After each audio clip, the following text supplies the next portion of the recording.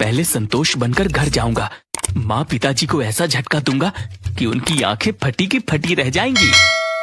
रमन ने मुखौटा पहना और संतोष का रूप ले लिया। अब वो बिल्कुल अपने बड़े भाई की तरह दिखने लगा। घर पहुंचते ही उसने अजीब अजीब हरकतें शुरू कर दी। माँ, मुझे आज से खाना मत देना।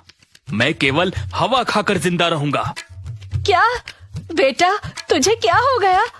अब बकवास कर रहा है, क्या पागल हो गया है? पिताजी, मैं सोच रहा हूँ कि सन्यासी बन जाऊं। क्या रखा है इस दुनिया में। आप लोग भी मेरे साथ जंगल चलो। ये घर बेच देते हैं और सारे पैसे दान कर देते हैं। मंजू देवी और संजय हैरान रह गए। उन्हें लगा कि उनका बड़ा बेटा पागल हो गया है। पर तभी रमन ने अपना असली रूप धारण कर लिया। रमन, तू? अभी तो यहाँ संतोष था, ये क्या हो रहा है? माँ, ये मेरी नई कला है। बाबा ने मुझे ये जादुई मुखौटा दिया है, जिससे मैं जिसका चाहूँ उसका रूप ले सकता हूँ। उसी समय संतोष भी वहाँ आ गया और फिर रमन ने सबको मुखौटे की कहानी सुनाई। सब लोग बहुत खुश हुए और उसके पिता ने कहा, अब जब तू लौट ही आया है तो एक जरूरी बात बता दूं। क्या बात है पिताजी? कहीं फिर से मुझे किसी और बाबा के पास तो नहीं भेजना? बाबा के पास तो नहीं, लेकिन हाँ, अब तू घर बसाने की तैयारी कर ले। क्या मतलब? तेरी शादी तय कर दी है हमने। लड़की का नाम है रानी। रानी? वही रानी जो हमारे मोहल्ले में रहती है, वही जो मोटी है? मैं उससे शादी नहीं करूंगा। तो क्या तुझे कोई परी चाहिए? खुद को देखा है, भैंसे जैसा शरीर है। मैं नहीं मानने वाला, तुझे मानना होगा। शादी तय हो चुकी है। तू जितना मुंह बनाएगा उतना ही शादी जल्दी होगी। रमन परेशान होकर घर से बाहर चला गया। उसने सोचा कि वो खुद रानी के घर जाकर शादी तोड़ दे। तभी उसने देखा कि उसका दोस्त समय सामने खड़ा है। रमन ने मुखौटा पहना और खुद को जमींदार के रूप में बदल लिया। वो समय के पास गया। अरे लड़के, तेरी जमीन का कर लेने आया हूँ। चल, पैसे निकाल। कौन से पैसे? कौन सा कर? बहुत होशियार बन रहा है। जल्दी पैसे निकाल, नहीं तो तेरी जमीन जब्त कर लूंगा। अरे जमींदार साहब, ये क्या बोल रहे हैं आप? तभी रमन ने अपना असली रूप दिखाया और जोर जोर से हंसने लगा। अबे, मैं हूँ रमन। ये कैसे किया तूने? बाबा ने मुझे ये जादुई मुखौटा दिया है। अब मैं किसी का भी रूप ले सकता हूँ। समय को यह सुनकर बहुत मजा आया। फिर दोनों मिलकर रानी के घर पहुँचे, पर वहाँ तो रानी के पिता और भाई ने उन्हें अंदर जाने ही नहीं दिया। मैं रानी से बात करना चाहता हूँ। शादी से पहले दूल्हा दुल्हन का मिलना अपशकुन है। ये हमारे घर का नियम है। अगर कुछ कहना है तो अपने पिताजी से कहो। रमन का सिर घूम गया। उसने सोचा कि वो शादी से बचने के लिए भाग जाएगा, लेकिन भागने से पहले उसने गांव वालों की नाक में दम करने की ठानी। वो मुखौटा पहनकर अलग अलग रूप लेने लगा। सबसे पहले वो गांव के प्रधान के रूप में भेष बदलकर हलवाई के पास पहुंचा। मिठाई में चीनी क्यों कम है? तेरी दुकान बंद करवा दूंगा। माफ कर दीजिए प्रधान जी। फिर वो एक महिला बनकर गांव के चौकीदार के पास आया। चौकीदार जी, आप बहुत सुंदर लगते हो। क्या आप मुझसे शादी करेंगे? अरे अरे बहन जी, मैं पहले से शादीशुदा हूँ। मान जाइए ना। गांव में हर तरफ हड़कंप मच गया। लोग सोचने लगे कि लक्ष्मण नगर में भूत प्रेत आ गए हैं।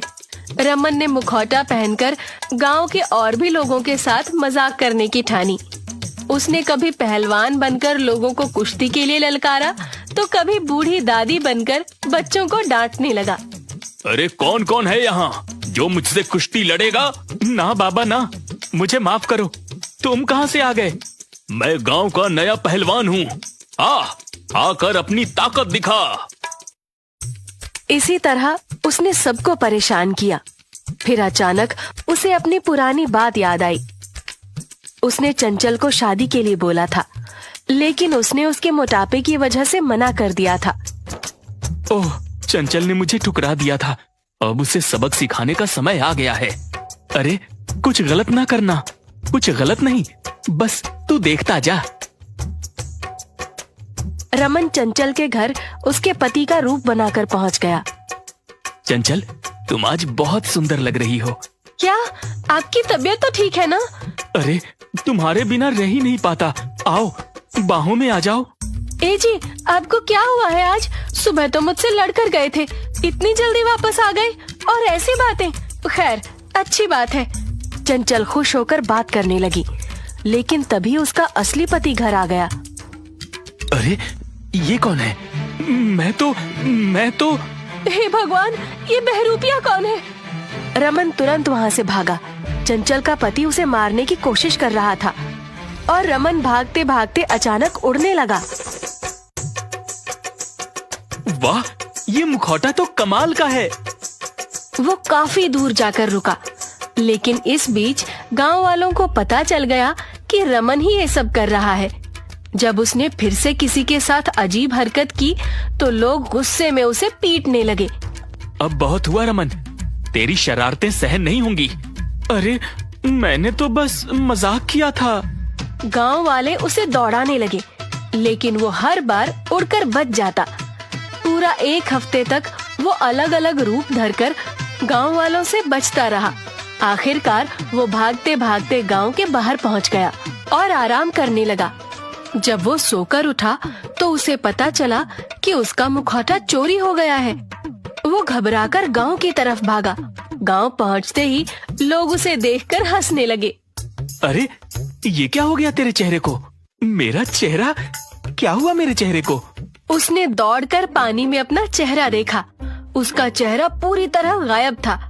उसकी जगह कुछ भी नहीं था, बिल्कुल सपाट जैसे अंडा। ये क्या हो गया? मेरा चेहरा कहाँ गया? गांव वालों ने उसे घेर लिया। बार बार रूप बदलने की वजह से ऐसा हुआ होगा। मुझे लगता है मैंने अपनी असली शक्ल ही भुला दी और अब मेरा मुखौटा भी चोरी हो गया। गांव वाले जोर जोर से हंसने लगे और रमन सोचने लगा कि अब वो अपनी खोई हुई पहचान कैसे पाएगा। रमन जब घर पहुंचा तो उसकी शक्ल देखकर सभी हैरान रह गए। उसकी जगह सपाट चेहरा देखकर परिवार वाले डर और हंसी के बीच झूल रहे थे। अरे, तेरी शक्ल को क्या हो गया? अब तो तुझे कोई पहचान ही नहीं सकता। यही तो समस्या है, बार बार रूप बदलने की वजह से मेरी शक्ल ही गायब हो गई। कोई बात नहीं, अब शादी कर और सुकून से रह। पिताजी, आपको तो बस शादी की पड़ी है। मैं जा रहा हूँ, पहले अपना चेहरा वापस लाऊंगा। रमन अपने दोस्त समय को ढूंढने निकल पड़ा, लेकिन समय कहीं नहीं दिखाई दिया। उसे यकीन हो गया कि समय ने ही उसका मुखौटा चुराया है। अब समझ गया, मुखौटा जरूर समय के पास है, पर वो है कहाँ? रमन हर किसी के पास जाकर उसे पकड़कर पूछने लगा। तू समय है ना? जल्दी बता। अरे पागल आदमी, बिना मुंह के आकर मुझे डरा रहा है। चल भाग यहाँ से, नहीं तो बहुत पिटेगा। तभी रमन ने एक खूबसूरत लड़की को देखा, जिसे देखकर पूरा गांव हैरान था। वो लड़की अचानक हवा में उड़ने लगी। समझ गया, यही समय है। रमन गुस्से में चिल्लाने लगा। समय, तू धोखेबाज है, मेरा मुखौटा वापस कर। अब ये मुखौटा मेरा है। लेकिन तभी समय उड़ते हुए एक चिड़िया से टकराकर नीचे गिर पड़ा। अरे धोखेबाज, दोस्ती के नाम पर धब्बा है तू। धोखेबाज तू है मोटे, अकेले अकेले मजे ले रहा था। तभी वहाँ वही बाबा आ गए जिन्होंने रमन को मुखौटा दिया था। तुम में से कोई भी इस मुखौटे के लायक नहीं हो, इसे मैं वापस ले जा रहा हूँ। बाबा, कम से कम मेरी शक्ल तो वापस कर दो, मैं अपनी असली पहचान भूल गया हूँ।